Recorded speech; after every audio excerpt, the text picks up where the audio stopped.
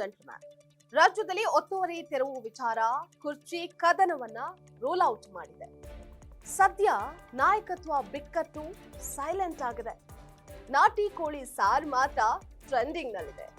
ಅಹಿಂದ ಯುವ ಒಕ್ಕೂಟ ಜನವರಿ 6ರಂದು ನಾಟಿ ಕೋಳಿ ಔತಣಕೂಟವನ್ನ ಹಮ್ಮಿಕೊಂಡಿದೆ. ಕಾರಣ ಅದಕ್ಕೇನು? ಎಸ್ ವೀಕ್ಷಕರೇ, ನೆಲ ಜಲ ಭಾಷೆಗಾಗಿ ಪ್ರಾಮಾಣಿಕ ಪತ್ರಿಕೋದ್ಯಮ. ನೀವು ನೋಡ್ತಾ ಇದ್ದೀರಾ ಫೋಕಸ್ ಟಿವಿ. ನಾನು ನಿಶ್ಚಿತ.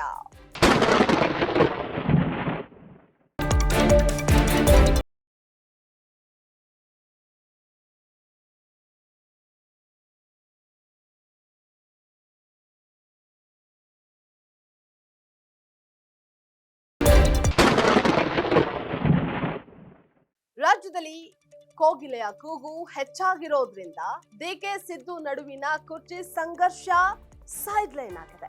ಹಾಗಂತ ಹೇಳಿ ಸಿಎಂ ಸಿದ್ದರಾಮಯ್ಯ ಆಗಿರ್ಬೋದು ಅಥವಾ ಸಿಎಂ ಡಿಕೆ ಶಿವಕುಮಾರ್ ಅವರಾಗಿರ್ಬೋದು ಸುಮ್ಮನೆ ಅಂತೂ ಇಲ್ಲ. ತೆರೆಮರೆಯಲ್ಲಿ ಕಸರತ್ತನ್ನ ನಡೆಸ್ತಾನೆ ಇದ್ದಾರೆ. ಸಿದ್ದು ಅಂಡ್ ಟೀಮ್ ಸೈಲೆಂಟ್ ಆಗಿ ಮಾಜಿ ಸಿಎಂ ದಿವಂಗತ ದೇವರಾಜ್ ಅರಸು ಅವರ ದಾಖಲೆಯನ್ನ ಮುರಿಯೋದಕ್ಕೆ ಇತ್ತ ಮುಂದಾಗಿದ್ದಾರೆ. ಇನ್ನು ಈ ಸಂದರ್ಭವನ್ನ ವಿಶೇಷವಾಗಿ ಆಚರಣೆ ಮಾಡೋದಕ್ಕೆ ಸಿದ್ದು ಅಭಿಮಾನಿಗಳು ಸಹ ನಿರ್ಧಾರ ಮಾಡಿದ್ದಾರೆ. ನಾಟಿ ಕೋಳಿ ಔತಣಕೂಟವನ್ನ ಹಮ್ಮಿಕೊಳ್ಳಲಾಗಿದೆ.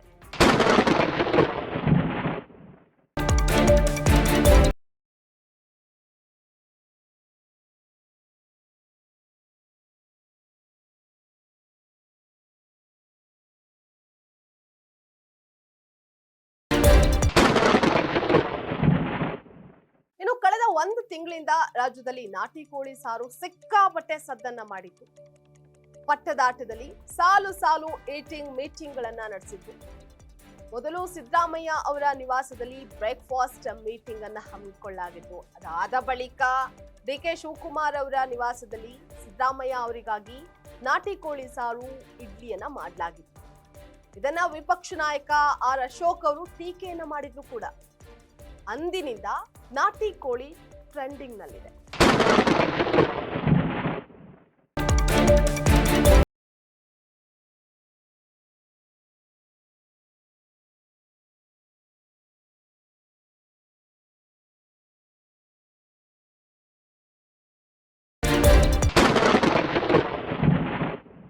ಇದೀಗ ಜನವರಿ 6ರಂದು 2795 ದಿನಗಳ ರಾಜ್ಯದ ಸುದೀರ್ಘ ಅವಧಿಯ ಮುಖ್ಯಮಂತ್ರಿಯಾಗಿ ಸಿದ್ದರಾಮಯ್ಯ ಅವರು ದಾಖಲೆಯನ್ನ ನಿರ್ಮಿಸ್ತಾ ಇದ್ದಾರೆ.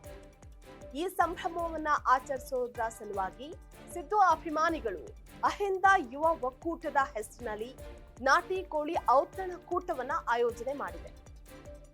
ನೆಲಮಂಗಲದ ಭಕ್ತನ ಪಾಳ್ಯದಲ್ಲಿ ಔತಣಕೂಟವನ್ನ ಆಯೋಜನೆ ಮಾಡಲಾಗಿದೆ.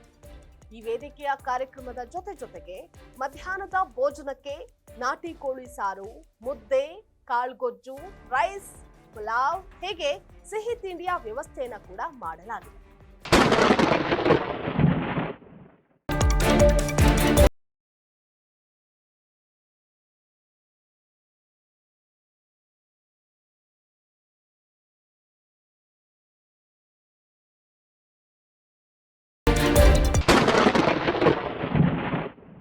ಯುವ ಅಹಿಂದ ಒಕ್ಕೂಟ ಹಮ್ಮಿಕೊಂಡಿರುವಂತಹ ಕಾರ್ಯಕ್ರಮದ ಪೋಸ್ಟರ್ ಅನ್ನ ಹಿರಿಯ ಕಾಂಗ್ರೆಸ್ ನಾಯಕ ಹಾಗೆ ವಿಧಾನ ಪರಿಷತ್ ಸದಸ್ಯ ಬಿಕೆ ಹರಿಪ್ರಸಾದ್ ಅವರು ಬಿಡುಗಡೆ ಕೂಡ ಮಾಡಿದ್ದಾರೆ. ಇನ್ನು ಈ ಔತಣಕೂಟದಲ್ಲಿ 5ರಿಂದ 10,000 ಜನರು ಸೇರುವಂತಹ ನಿರೀಕ್ಷೆ ಕೂಡ ಇದೆ.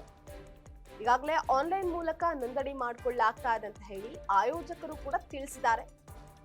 ಅಂತೂ ಇಂತೂ ಸಿಎಂ ಸಿದ್ದರಾಮಯ್ಯ ಅವರು ದೇವರಾಜ್ ಅರಸು ಅವರ ದಾಖಲೆಯನ್ನ ಮುರಿಯೋದಕ್ಕೆ ಮುಂದಾಗಿದ್ದು, ಇನ್ನೊಂದು ವಾರ ಕಳೆದ್ರೆ ದಾಖಲೆ ರಾಮಯ್ಯ ಪಟ್ಟ ಪಡೆಯೋದು ಪಕ್ಕಾ ಆಗಿದೆ. ಇದಾಗಿತ್ತು ಇವತ್ತಿನ ಫೋಕಸ್ ಸ್ಪೆಷಲ್ ಸ್ಟೋರಿ. ನೆಲ ಜಲ ಭಾಷೆಗಾಗಿ ನೋಡ್ತಾ ಇರಿ ಫೋಕಸ್ ಟಿವಿ.